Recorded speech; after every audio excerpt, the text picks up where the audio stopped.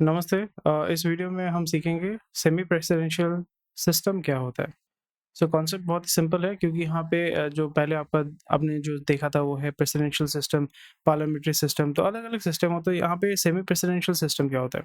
तो semi presidential system में आपको ये समझना पड़ेगा कि जो प्रेसिडेंट है वो होता है आपका हेड ऑफ द स्टेट और प्राइम मिनिस्टर जो होता है वो होता है हेड ऑफ द गवर्नमेंट। ये कॉन्सेप्ट आपको बहुत ही ज़्यादा क्लियर करना पड़ेगा कि यहाँ पे जो प्रेसिडेंट जो होता है उसके वो होता है हेड ऑफ द स्टेट और प्राइम मिनिस्टर जो होता है वो होता है head of the government.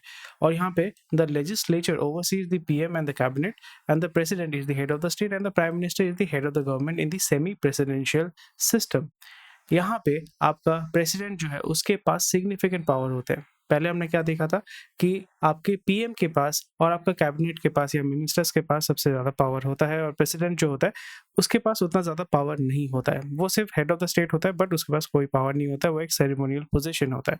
But इस जगह पे हमें क्या देखने को मिल रहा है कि आपका जो सेमी प्रेसिडेंशियल सिस्टम है वहाँ पे जो प्रेसिडेंट है उसके पास सिग्निफिकेंट पावर होता है। The president and prime minister may be from different parties causing conflict। Semi presidential system कहाँ पे है? ये ऑप्शंस या ये जो आपका एग्जांपल है ये आपको हमेशा याद रखना पड़ेगा। फ्रांस, रशिया और श्रीलंका।